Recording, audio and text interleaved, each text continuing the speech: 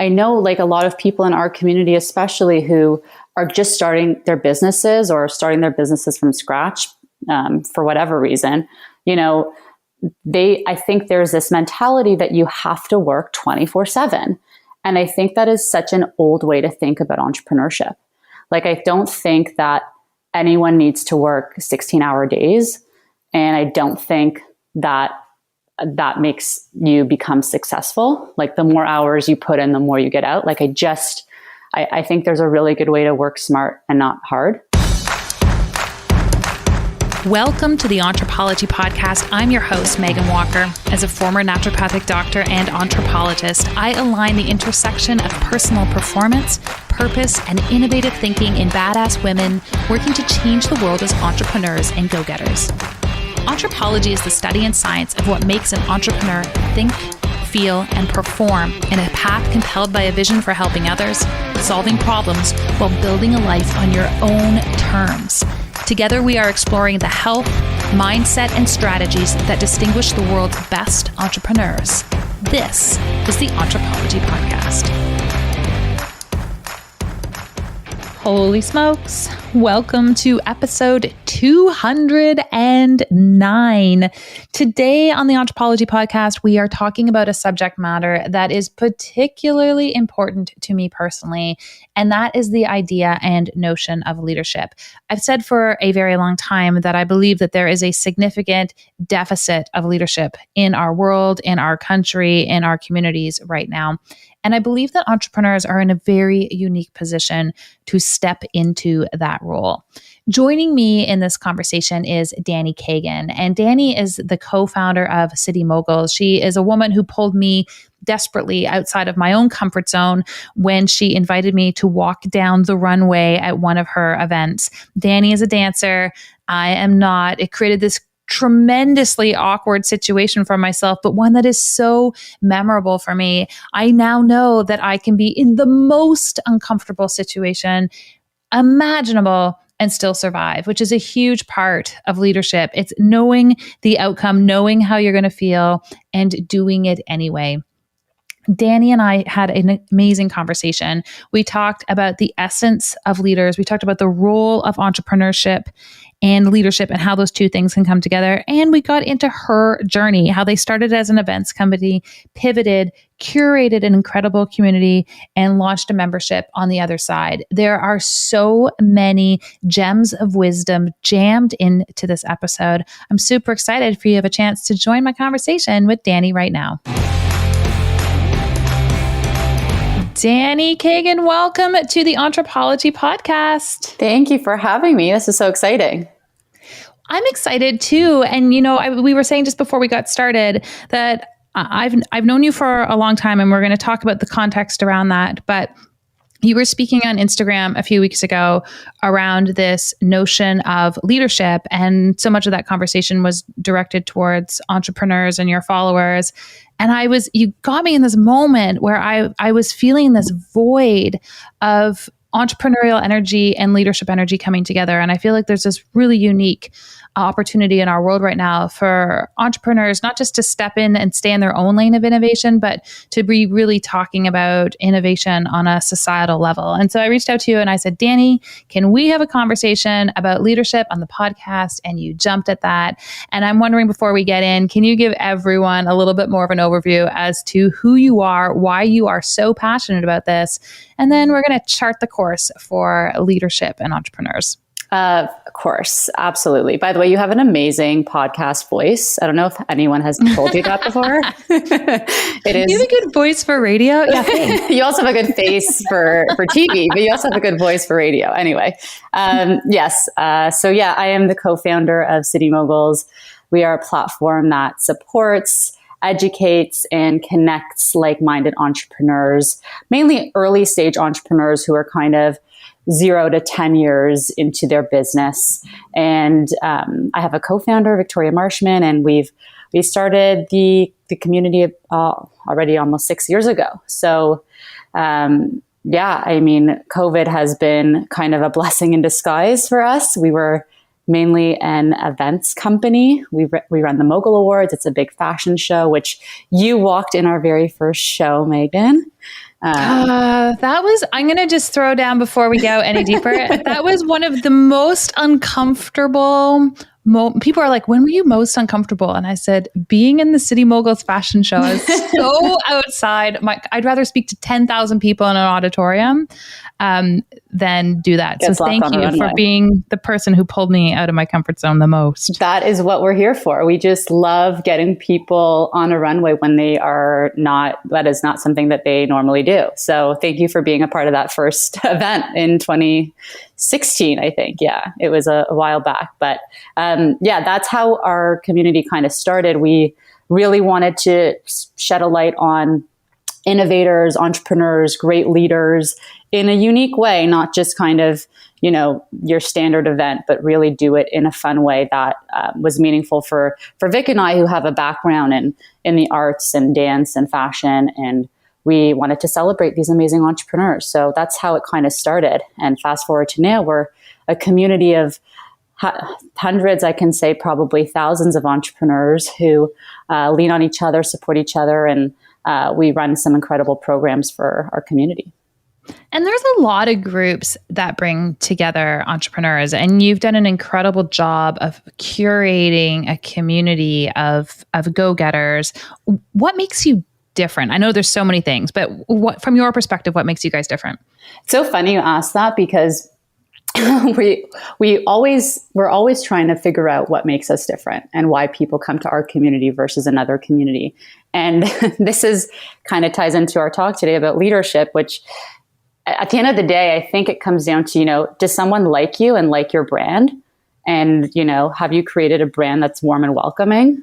And I think that's kind of what we've done. We've created a community that's welcoming, enticing, really provides a lot of meaningful value.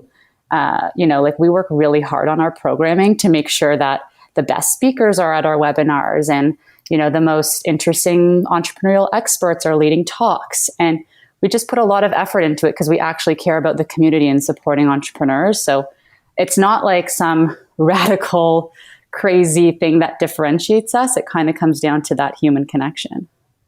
Well, and you've been really good about curating that human connection and, as I said, cultivating really interesting and compelling people. And I'm curious from your perspective, I saw you on Instagram that day, you were talking about leadership, and the reason that struck me is for a few reasons. One, I've been feeling lately like I really want to call on my entrepreneurial compadres to step into higher leadership roles. Yeah. And higher leadership roles to me is not, telling more people what your achievements are. Leadership is leading by example. And you were sort of creating this call to action around those pieces as well. And so much of my outer dialogue around this happened around the issues with the Capitol back on the 6th of January. But what I've really been feeling for a long time is this conversation with entrepreneurs where they're like, I stay in my lane. I don't pay attention to the news. I'm only obsessed with creating my one product. And I really think that there's an opportunity right now for these people who are inclined to innovate to step beyond that state and contribute to a broader conversation. And I'm curious, what was compelling you to engage in that conversation? Because it's not a conversation I'm seeing many entrepreneurs have. Well, I feel like all entrepreneurs are leaders. Like, I think everyone's a leader in whatever they do. Everyone has leadership within them, and it's just about taking action, right? Like, I don't think some people, I do think some people are born natural leaders, but I think that everyone is a leader in their life in some capacity. Mm-hmm. And so great perspective. Yeah. And it doesn't need to be something crazy. You don't need to be a leader of a Fortune 500 company, but you can be a leader to, a niece or nephew, or to someone, closer in your circle. So I think it's kind of just tapping into that leadership and kind of exploring what that is. And I was just I went on a rabbit hole of leadership stuff with one of my favorite women, Brené Brown, who has an amazing podcast that talks about cultivating leadership. And, I was just blown away at the fact that, everyone really does have leadership within them. It's just about how you kind of find that and how you own it. And I think that a lot of people in our community, especially with City Moguls, these entrepreneurs are leaders, and it's just about how they want to convey it. So I kind of just went down this rabbit hole to find out, what makes a leader, and how people are actually leading by example. I actually have on my little board here, I have like a little a board that I write all my tasks on. And I have at the bottom, I have be bold, take risks, and lead by example. So I think it's kind of about that leading by example. And to go back to your point about, not just staying in your lane, I think it's so important for leaders to have a stance on things and to say, I'm going to take this political stance and I'm going to show this with my brand. We had so much going on in the summer about the BLM movement, and that brands need to take a stand and brands need to step up. And I think that's what really good leaders do. 100%. And they step outside their comfort zone, which is maybe why you've got so many strong leaders around you, is because it's like, to know Dani Kagan is going to be kicked outside your comfort zone as soon as possible. How would you define leadership? That's such a hard question. I feel like leadership is being bold and being innovative. And I think that it doesn't need to be much more complex than that.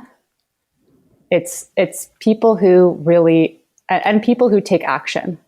I think there's a lot of people who do a lot of planning, do a lot of talking amongst themselves, and don't take action. And I think the best leaders are people who go out there, take action, fall on their faces, take really big risks, and kind of come out the other side. I think those are always the leaders that I look up to, who have really taken risks and are big risk takers and are open about their failures and are open about how they've fallen. And, one of the people that I look up to the most is Michelle Romanow, and she's super honest about her failures in the past. And I really admire that as a leader. I think that's super important for people, and especially entrepreneurs, to learn from those types of mistakes and see that you can get up and you can still be really successful. I love that you tacked that on the end, because I doodle while I record podcasts. This is behind the scenes what's happening, and I do this with every interview. So yeah, I'm doodling away here around these B's of being bold and innovative, and then I just wrote beside it before you even said it, vulnerability. And I think one of those key tenets of leadership is having the confidence to also share the things that aren't working. And so I love that you mentioned Michelle in that context, but I think that's where the learning comes from. And that's where the permission to be human is infused for everybody who is part of any given community. What are you looking for right now when you are looking for leaders? Like, and I don't just mean in your immediate life, but like, what are you craving right now on that leadership, on that global stage, when you look outside of what you've created? I look at people kind of like what I was saying before about taking action. I look for people who are doers. And I think that's so taken for granted. Like, I think people, even just for hiring and for finding teams and for finding good people to collaborate with and that kind of respect, people who are doers. And I think it's really hard to come by sometimes, because there's a lot of people who struggle to kind of step into that and kind of just get things, like, people who get things done amaze me. Like, it's so simple, but people who can actually, when you give them something to do and they do it and they go above and beyond, those people are hard to find. And for us as a community, and for us as a team, even just for Vic and I, for hiring for our team, like, those are the people that we look for. And those are the people that stay with us, because, we're all so aligned in that way. Does that make sense? Totally. And, it sort of triggers this thought that simple doesn't always mean easy. Yeah. Yeah. Which is usually why we don't necessarily see those things on that. Well, it's just why simple things aren't necessarily pervasive. We're not seeing them everywhere, and that's one of the things that makes, I think, entrepreneurship so difficult. Is it looks easy on Instagram. Mm-hmm. It looks easy when you hear someone speak on stage, and you're like, I haven't seen you for 3 years, and now 3 years later, you've built this empire. It's this beautiful combination of simple actions, but it's definitely not an easy. It's not easy. And, we were talking with someone recently, and we said we launched our membership program this past June 2020.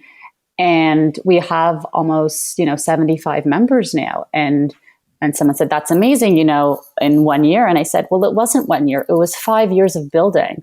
And it was, 4 years of building the brand up to what it is. And a lot of hustling to get to that place, to build a brand that kind of resonates with people and cultivates the type of people that we're looking to bring on as members. So it wasn't kind of just an 8-month thing. It's really, it takes a lot of time. And that's the other thing. Patience is so important for leaders. Like, I think a lot of people, like we were saying, is they see things on Instagram and they see things on social and things look really easy, but leaders are really, a good leader is really patient because they know that these things don't happen overnight. It's great that you mentioned this piece. And one of the things that I think you've done really well in your career is you've leveraged your experiences. So, even with City Moguls and doing events, you really leveraged your background in dance. And then you built a brand and you created these elements and you fully leveraged those experiences and those relationships as you built out your membership. One of the things I feel I hear people talk a lot about in the entrepreneurship space is big shiny object syndrome. Where they're like, I'm bouncing, I'm doing this, and then I close that down and I'm doing this, and I close it down, I'm doing this. And one of the common threads that I've seen with individuals who've really been able to build successful brands and platforms is that I'm sure we all suffer. I mean, I suffer from that at times. I'm sure you have and do as well. But they're really effective at taking their successes and building them into their next thing. Has that been an intentional strategy on your part? I mean, I kind of feel like it's just been natural for us to do that because it's like you just do what you know. Like, we were competitive dancers and we have a passion for dance and we know how much it moved people. So we're like, of course, we're going to build a fashion show that has dance incorporated into it. Of course, that was that was a no-brainer for us because that's just something we're passionate about. And I think, and moving forward too, fast forward to now when we have this community, it's like, we love connecting people. That's our bread and butter. That's something that makes us so happy. So of course we're going to, create this community that, where the main piece of it is networking because we know how important that is for business. So I don't think it was something we were intentional about, but it's definitely something, we used what we knew and we used what we loved and we incorporated it into it. Yeah, it's a really key piece, and I don't think it's necessarily intuitive to everybody. So congratulations on creating something and being able to do that. I'd love for you to share a little bit about how you actually built this membership component. Like, what are the elements and the pieces on a really brass tacks level that have gone into it? Like, what does that membership look like? What does it include? And I ask this from the perspective of, I know a lot of people who have, as I mentioned, they've built communities or they've been able to create a following, and they're not sure how to take that entity and turn it into something that they can monetize while still delivering value. And I think you've done that in such a beautiful way. Can you share a little bit more about it? Thanks. Yeah. And again, for anyone listening, it's taken time to get there, right? But I mean, for those in the back, it takes a while. It doesn't happen overnight. Yeah. I mean, listen, we actually announced that we were doing a membership program at our our last runway show pre-COVID, November 2019. We're doing a membership program. And we were so excited about it. And we had no idea what it entailed, but we announced it because we were just like, we have to do this. And we never ended up doing anything with it until June of 2020. And I'll tell you why, because we didn't really understand what our community wanted and needed. And I think COVID hit, and we said, this is a perfect time to launch a membership program because people need community. And it was kind of a blessing in disguise. Like, obviously COVID has hit so many so hard. So of course it's been difficult, but for us, it was kind of about the timing. And it was perfect because we said, okay, we can really launch things that we know can live virtual and that are really, really meaningful. So for instance, we launched our mastermind series, Mogul Cruise, which is a hybrid of a 6 to 8 week mastermind program. And it will soon be followed by a mentorship piece, a 6-month mentorship piece. And we wanted to launch that like years ago. And it was perfect timing because we said, this is something that we can do virtually. We've basically eliminated all costs because we don't need to bring people into an event space or anything like that. And, really, really show people that leaning on each other and having that community as a solopreneur, as an entrepreneur is so valuable. So that was a great time for us to launch that type of program. And since then, we've really refined it and iterated to really make it that much more meaningful for people. So we've had already four cohorts of Mogul Cruise. So it's really exciting. And I think that was part of like timing. Timing is everything. Timing absolutely is everything. And I think it's a really awesome model. It pairs beautifully with this notion and connection to leadership. And I know from that end, and it's a shared passion between you and I, it's this notion of health and the relationship between health and leadership and health and entrepreneurship. Can you unpack a little bit about what that looks like in your world? Yeah, and sorry, I didn't even answer your question about membership because I just went on a tangent there.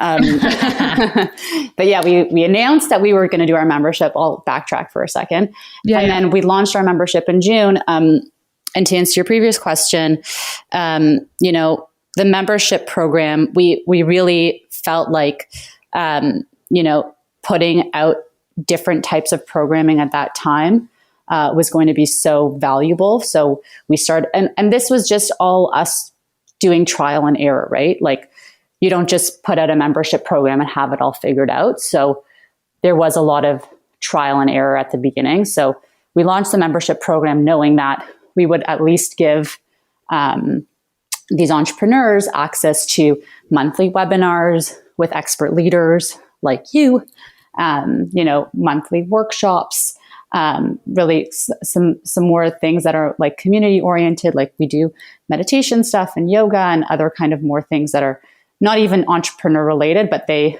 definitely tie into the entrepreneurial lifestyle. They would get access to the mastermind series. So we had all of these things kind of organized based on what we knew entrepreneurs needed at that time. So that's kind of how the membership got started and how we were able to kind of create that membership program and monetize it. I feel like the most important thing you said there was trial and error. Mm-hmm. Because so many people, and I have this conversation with entrepreneurs all the time, they want to build this thing and it has to be successful. And if it's not successful in its first iteration, they're not sure how they're going to make ends meet. They've put all their eggs in this one basket. And the truth is, there's two layers of truth you spoke to. One is we didn't do this overnight. We had a brand, we built into it, we spoke to our community, and then we put things out there and we watched what they wanted. It's like watching, birds come to a feeder and they're going to eat some things and they're not going to eat others. And then you refine what you feed them the next time around. Mm-hmm. And so this trial and error piece coupled with patience is an imperative for any kind of business that you are going to build. There is rarely a quick win when it comes to entrepreneurship. And I just think it's one of those truths we have to speak about to manage disappointment, but to also manage entrepreneurship as an appropriate tool. You're not winning the lottery through entrepreneurship. You're definitely not winning the lottery. And it's funny, like I don't know if everyone should be an entrepreneur. Like, I don't know if it's the most, it's the sexiest path for everyone, because it's just that it's not an overnight thing. You really have to want it. But I think a lot of people like have entrepreneurship within them. So it's just like tying back into what I said earlier. It's like the people who actually go out there and do it and take action and stay on the path, are the ones that succeed the most. And we our whole business is trial and error. Like, we just keep trying new things. And I used to pick up the phone at the beginning when we started our mastermind series. I would pick up the phone and ask members and be like, hey, do you want to just give me your quick feedback? And Victoria would do the same thing, call people. Like, literally picked up the phone this summer. Like, who picks up the phone anymore? I don't know. But we did. And, we asked people, like, what would you like to see more of in this program? What did you like? What did you not like? And then we iterated from that feedback. And it was so helpful. Like, just asking and talking to individual clients, consumers, people in your network, in your community who are experiencing your events or whatever you're doing is so underrated. Like, I think people want to get a survey of 2,000 people and have, just kind of do whatever they think is the best move. And actually listening to people individually is so important. And it was really helpful. I'm smiling as you're saying this because people ask me all the time. They're like, well, where do I go to find out what my audience wants? And I'm usually like, what do you mean? They're like, where do I go? Is there like a website that I can plug in all my demographics of my audience and then they'll tell me what they want? And I was like, or you could just ask them. And it's just this aha moment where like, oh, like, you can do that? I'm like, yes, build these products in secret and then launch them. I mean, even Nike and Coca-Cola and these huge corporations with unlimited funds will take their ideal demographic, they'll stick them into cohorts, they'll try things out in them, and only the favorites are ever going to make it to market. You have to ask people. There's not a magical place where perfect business ideas go to be born. So I love the truth bombs that you are dropping here. And I do want to segue back to this notion of health, because it's one of those elements. I actually think it's one of the things that people are looking for when they go, oh, this entrepreneurial lifestyle looks sexy. It looks healthy. I don't have this angry boss anymore. I don't have these pieces. But to stay healthy in a state of entrepreneurship where there's a lot of different pressure and responsibility, it requires an ongoing commitment. What does your health and wellness commitment look like in the face of entrepreneurism? It's a great question. And let me just say for the record, I did work for crazy people like for years. And it is, I think that was also one of the things, by the way, tangent, that pushed me into entrepreneurship as well, is because I was working for very interesting people and very smart people, and some amazing opportunities, by the way, but they were really difficult. And I said to myself at one point, I was like, I just need to work for myself. And I don't think I think that there are a lot of people out there that have amazing bosses and have people who like lead by example and, like great leaders to look up to and role models. But I didn't get that experience. And so I think that was part of the reason.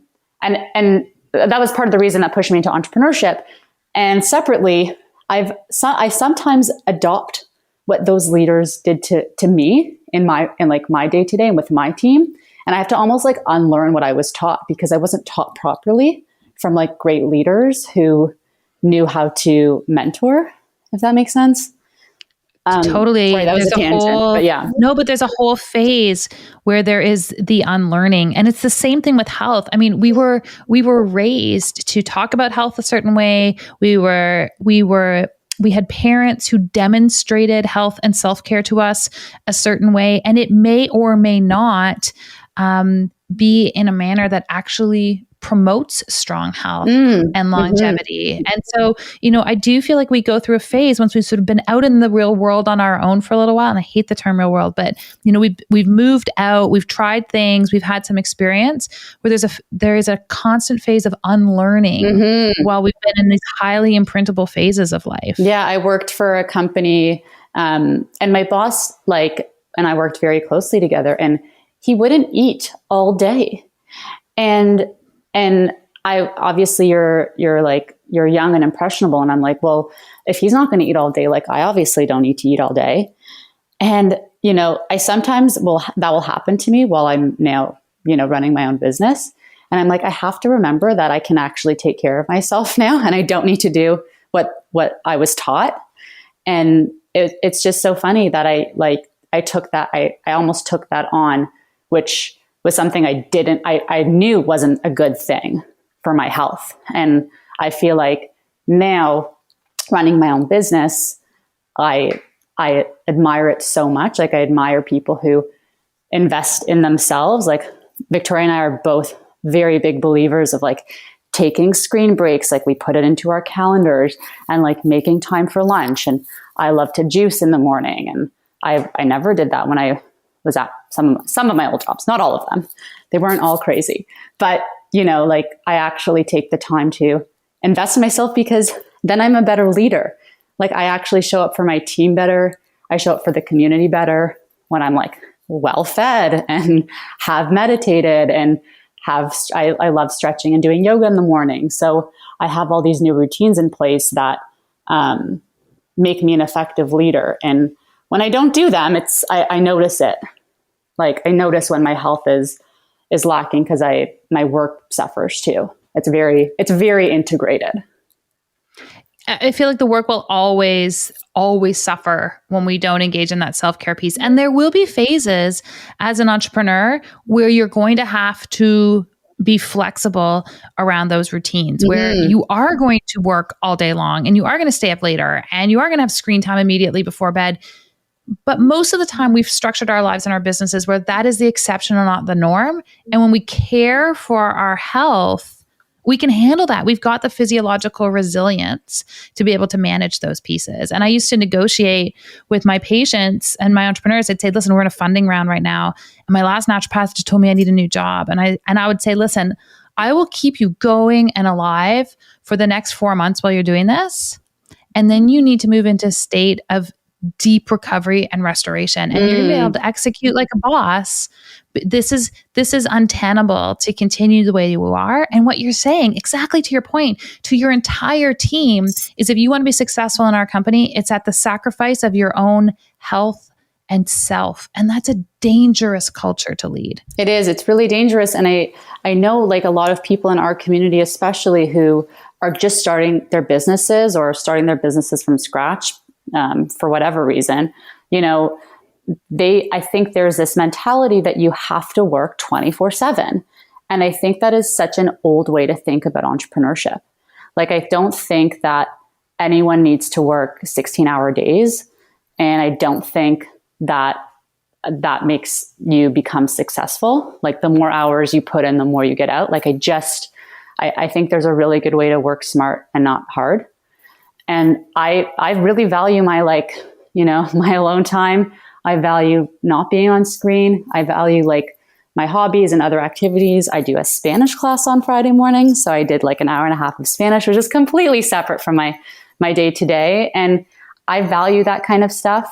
And I think that that at the end of the day, it's about what you want. And that is a big part of what I want. And my journey is that I want to have, I hate the word balance, because who has balance? I don't think that's real, but for lack of a better term, that balance, or that flexibility rather. And that's a really big part of who I am. And I know, and we tell a lot of the entrepreneurs in our community that, you have to invest in yourself. And it's such a big part. We do a book club with our members on Fridays. We just finished it actually.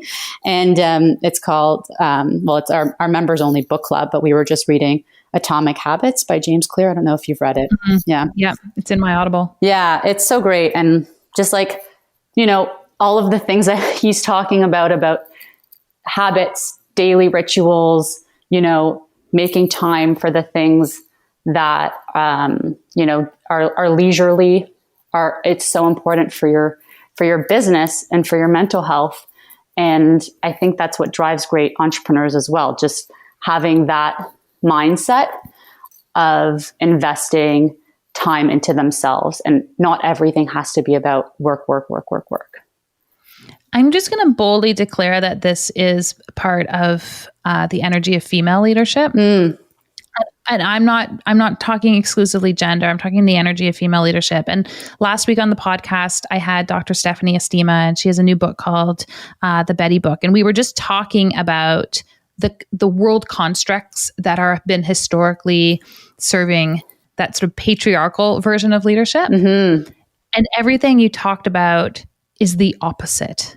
It's recognizing the rhythms of your day. It's saying, what else is important in my life? It's really this notion of like, how do I have my cake and eat it too? Because I think there's a way of doing that. Mm-hmm. And I feel like that's the opportunity here for us as female entrepreneurs and leaders. And it's not to say that men don't do it, but I think it is more intuitive for us to say, we want to have all of these pieces. Now, how can I also have a business, as opposed to, I'm going to build this huge business and I can fit these other things in, then that's a bonus, or I'll do it later in life. Exactly. And so you can write your own version of the story. And that's the most compelling part of entrepreneurship to me, is that I'm the gatekeeper to my own lifestyle.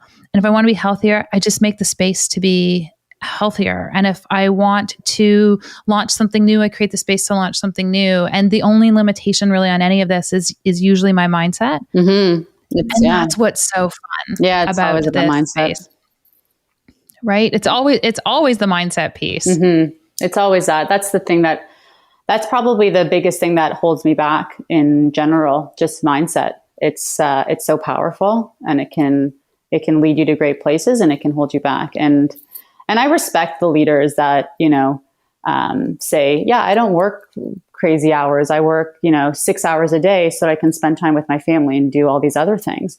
Like, I respect the hell out of that. And I want to model that for my family. I'm about to be a mom. I'm not going to have the same amount of time that I currently do. I'm also trying to start a new business. And, I need to understand that as the leader of my own life, I can choose to put in whatever amounts of time that I want to into things that I want to, if that was English, but I think you get the point.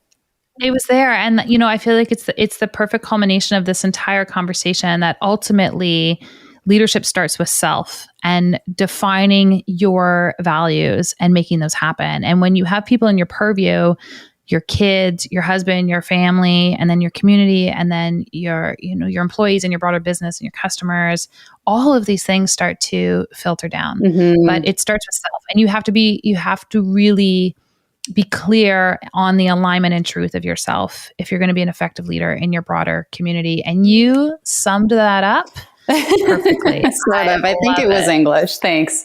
I honestly, and I completely agree with you, by the way, just to go back about, female leadership, we're starting to see a lot of incredible female leaders emerge more than ever. And it's so inspiring because, they do have lives. They are running households of kids and spouses and, running a lot of things in their lives and running these businesses. And it's just so inspiring to see that and I know that a lot of people don't believe this, but I do believe you can have it all. And it's just a matter of what you think all is, because it's just really a perspective change. But I see these women all the time who are like you, by the way, who have families and run amazing businesses and make time for the people in their lives. And I'm just like, if there's so many other people that can do it, I can do it too. You absolutely can. And I feel like this is a perfect place to transition the interview into a series of questions I call our KPIs. So just like we have key performance indicators in our business, I believe that we have them in how we live our lives as well. So love it. I've got some questions for you. Hit me. First one, Dani. What is the most recommended book that you have in your arsenal or library? Well, I guess because it's just really fresh right now, but Atomic Habits is just phenomenal. I also love The Power of Now by Eckhart Tolle. And I'm about to read Shoe Dog for my next business. So I'm excited about that. But nice. I haven't read Shoe Dog yet, but my husband, he's like, it's just going to sit on the table until you pick it up and read it. Well, someone actually sent it to me for my birthday and I already have a copy. So I'm like, okay, now I have 2 copies. So I definitely have to read this book. It's just like staring at me. So yeah, the universe is sending it your way. Mm-hmm. What is your favorite health hack? My favorite health hack. My favorite health hack. I mean, this is more of a habit. Does that work? Like that works. Yeah. I mean, morning stretching. It is the thing that can make or break your day. Like moving in the morning, whatever moving is for you. For me, it's on my yoga mat, but morning stretching, that's just the key. I hear you on that. I've done Pilates every morning for the last 21 days. Good for you. That's amazing. Like, oh my gosh, I'm a different person. It is. It's amazing. It's different. Yeah. It changes you. Yeah. How would you define your purpose? I think I'm still trying to figure out what my purpose is. But I definitely think that one thing I can say with certainty is connecting people, connecting human beings. I love that. And it is totally a journey, this purpose piece. Last question for you. Entrepreneurism, are we born this way or do we learn to become entrepreneurs? I think anyone can learn how to become an entrepreneur. I really do. I think if you have it in you, if you have the drive, I think anyone can learn how to become an entrepreneur. I love it. It's just plain and simple and with total conviction. Dani Kagan, where can we send people to learn more about the amazing work you're up to? Thanks. They can go to citymoguls.com. You can follow us on all of our socials at City Moguls. And you can email me directly, Dani with an I at citymoguls.com. Fantastic. We're going to conclude more information about your membership in our show notes. It's been an absolute pleasure having you here today. Thanks, Megan. This was amazing.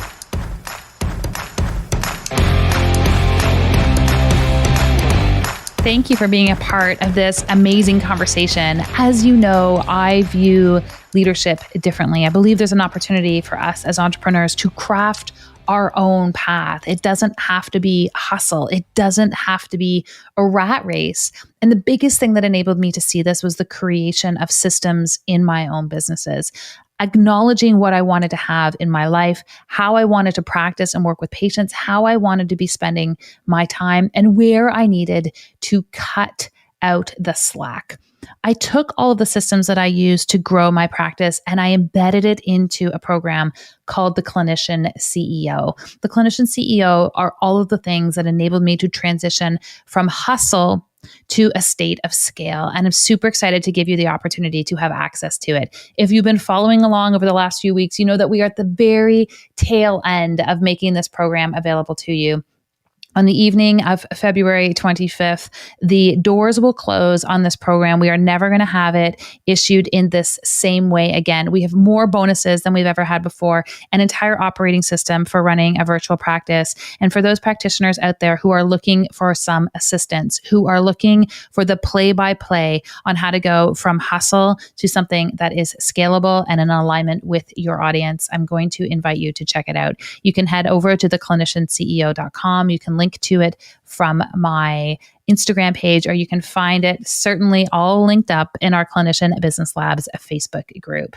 I want to thank all of you again for hanging out with me this week, for talking about leadership, for sticking right to the very end. Next week, I have an amazing conversation coming up with Dr. Tara Guzzo. We are getting into the nitty-gritty of how to build resilience. She is absolutely brilliant. You're not going to want to miss it. A perfect balance between mindset and biohacking. We'll see you again here next Tuesday.